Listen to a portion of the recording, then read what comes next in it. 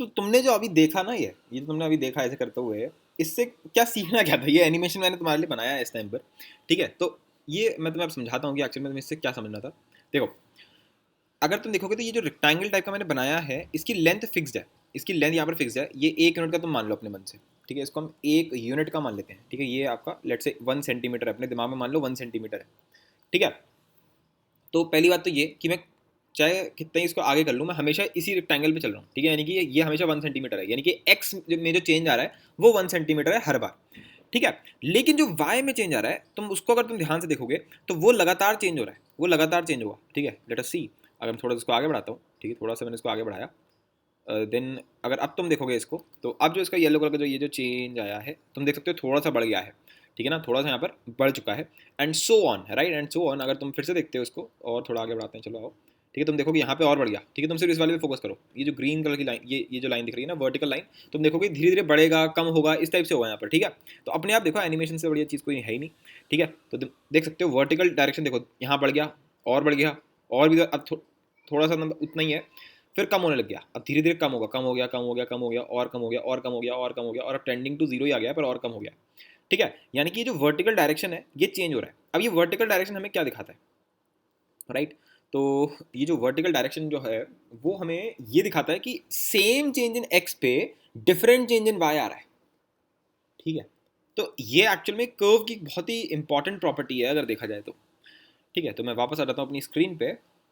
तो मान लो एक गाड़ी है, मान लेते हैं गाड़ी है, ठीक है? और वो जो गाड़ी है वो, उसका अगर मैं डिस्टेंस वर्सेस टाइम ग्राफ बनाऊंगा तो वो कुछ इस तरीके से आएगा, ठीक है? लेट अस से वो कुछ इस तरीके से कर्व टाइप का बन रहा है, ठीक है? इसका भी चलो मैं तुम्हें एक एनिमेशन बना के दिखा देता हूँ इस टाइम पर, एक मिनट रुको।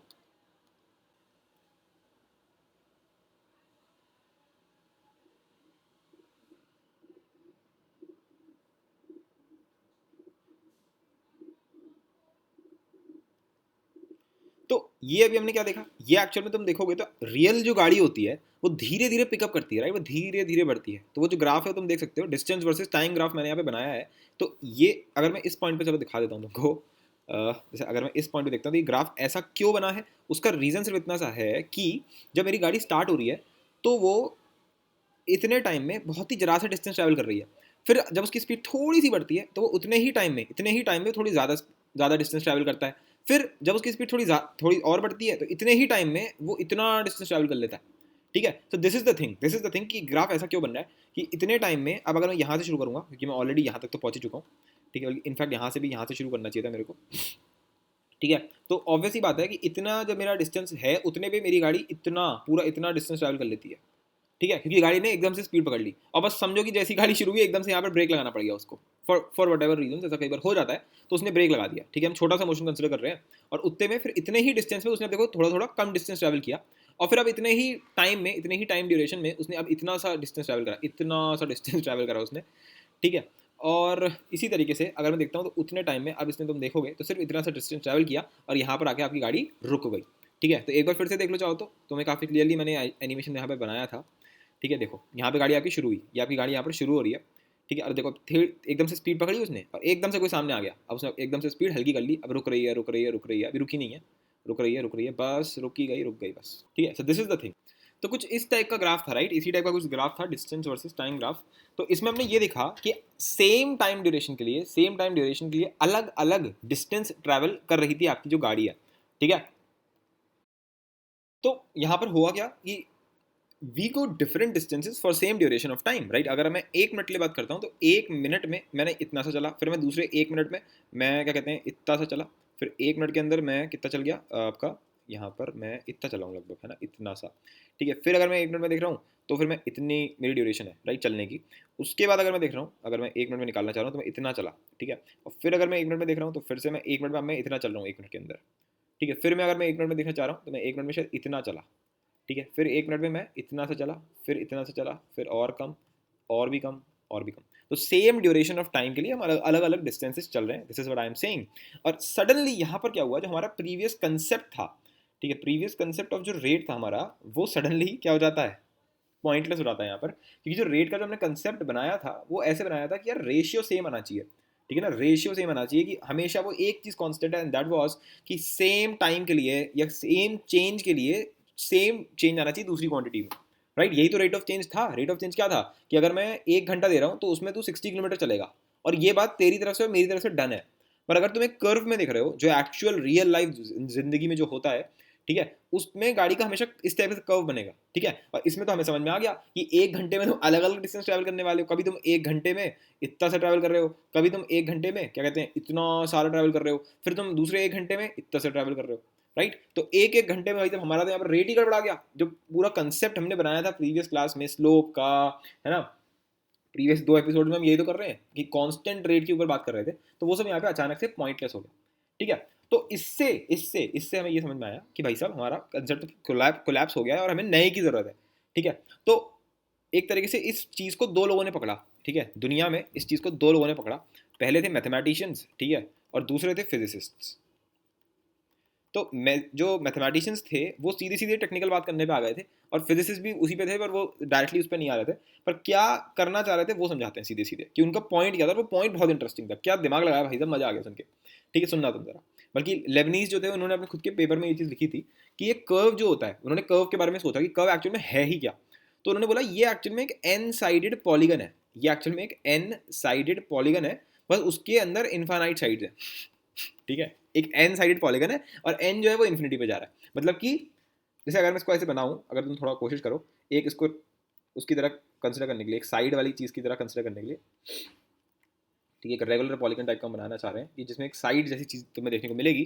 तो डेफिनेटली भाई पॉलीगन अगर मैं बनाना चाहूँगा तो पॉलीगन तो मैं कैसे भी बना सकता हूँ, है ना। पॉलीगन मतलब कि सिंपल क्लोज साइडेड फिगर, है ना, कैसे भी बन सकता है पॉलीगन। तो ठीक है, मैं कोई रेगुलर पॉलीगन बनाने की मूड में नहीं हूँ यहाँ पर, जैसा चाहूँ वैसा बना सकता हूँ, ठीक है। तो अगर मैं वैसा यहाँ पर बनाना चाहूँगा तो उसका वो कैसा लग रहा है, तुम्हें क्या लगता है कैसा बनेगा? कुछ मेरे हिसाब से कुछ ऐसा लगेगा अगर मैं इसी ग्राफ का बनाना चाहूँगा। तो उसमें बस ये है कि उसमें फिर साइड्स बनेंगी, उसमें सीधी सीधी साइड्स बन रही होंगी। तो कुछ इस तरीके से जहाँ तक बनना चाहिए, ऐसे फिर ऐसे फिर ये थोड़ा छोटा हो जाएगा। एक मिनट थोड़ा सा और वो करते हैं, हाँ जी, बस ठीक है। तो कोई बोलेगा ये कौन दी है, तो तुमने लाइन टाइप की बना दी। तो अगर तुम इसको कंप्लीट कर दो, ऐसे करके कंप्लीट कर दो, तो ये एक्चुअल में एक पॉलीगन ही तो बन गया, ये एक्चुअल में एक पॉलीगन ही तो बन गया, राइट। ये लो आपका पॉलीगन डन, ये पॉलीगन बन गया। पर अगर मैं ये सब हटा दूँ इसमें से, तो इतना एक पर्टिकुलर वो है। तो उन्होंने क्या सोचा, उन्होंने बोला कि हम किसी भी कर्व को पॉलीगन्स के शेप में तोड़ेंगे और हम उसको ऐसे देखेंगे किसी भी कर्व को, ठीक है।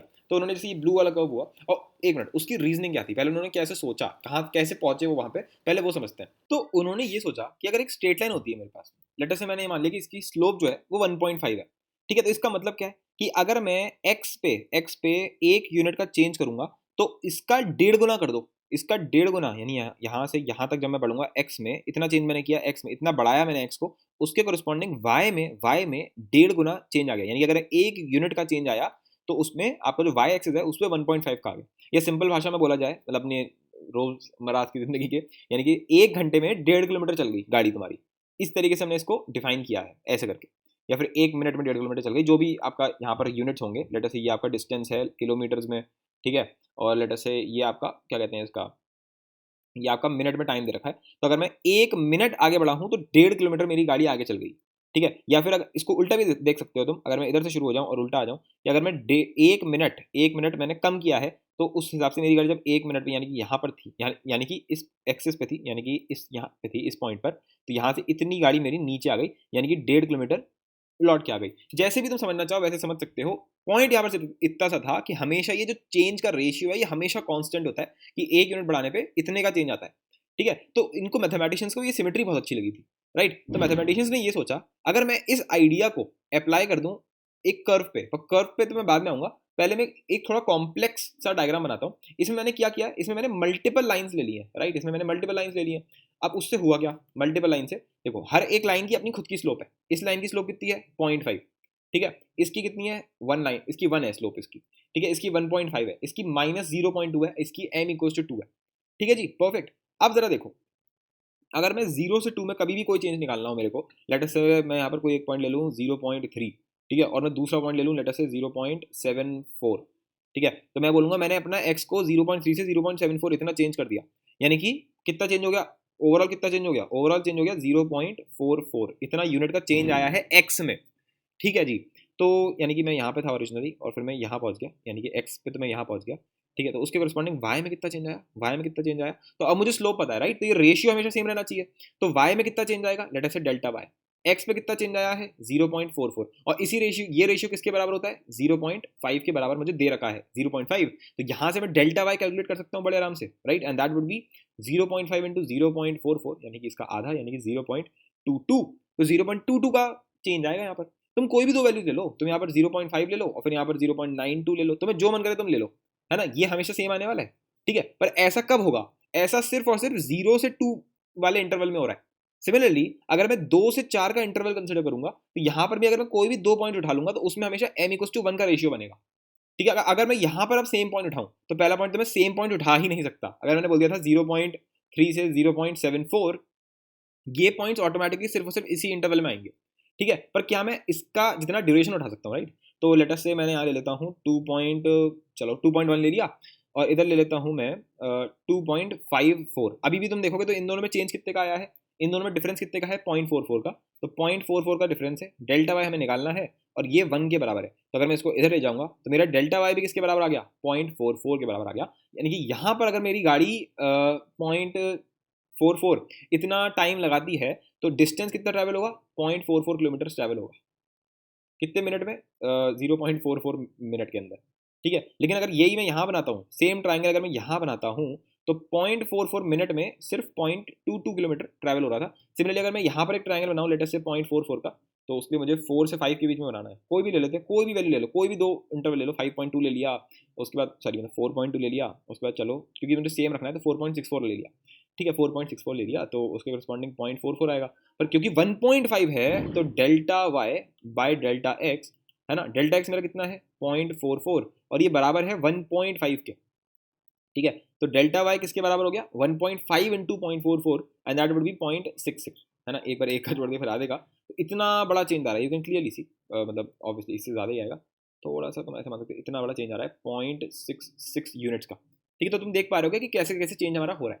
अब उसी के करस्पॉन्डिंग अगर मैं यहाँ पर देखता हूँ, ठीक है, मानो मैंने 5 से 7 में मैं कोई भी इंटरवल ले लेता हूँ, ठीक है, मैंने ले लिया लेटर से 5.4 ले लिया, या फिर हर बार मैं 5 इस टाइप से लेता हूँ, चलो 5 से 7 में तो 6 भी आता है, चलो मैंने 6 ले लिया, ठीक है, 6 से लेकर के 6.44 तक देखते हैं, आ जाओ, ठीक है, तो 6 पे मेरी गाड़ी कहाँ पर थी, यहाँ पर थी, और 6.44 पे मेरी गाड़ी कहाँ पर है, यहाँ पर है, ठीक है, तो अगर इनके बीच का मैं चेंज निकालता हूँ तो x में तो चेंज कितना आया अभी भी 0.44 का चेंज आया है, y का चेंज मुझे निकालना है और ये किसके बराबर होगा -0.2 के बराबर होगा, दैट मीन्स डेल्टा y किसके बराबर हो गया माइनस पॉइंट, कितना हो गया डेल्टा y -0.088 हो गया, उससे मतलब नहीं है, मतलब मेरी गाड़ी नीचे आ गई उल्टा, सही है। तो सिमिलरली हम m=2 के लिए भी कर सकते हैं यहाँ पर, ठीक है, तो इससे हम ये सीख रहे हैं, इससे मैंने यहाँ पे लिख भी दिया है कि बेसिकली जो रेट है हमारा वो डिपेंड कर रहा है कि हम कौन सी पोजीशन पे हैं, ठीक है ना, कौन से x की वैल्यू के आसपास घूम रहे हैं, कि अगर मैं 0 से 2 के बीच में हूँ तो मेरा रेट दूसरा है ना, तो मेरा रेट 0.5 है, अगर 2 से 4 में हूँ तो रेट कुछ और है, 4 से 5 में हूँ तो रेट कुछ और है। तो इससे हमें एक बहुत ही सही फंडामेंटल कंसेप्ट समझ में आ गया है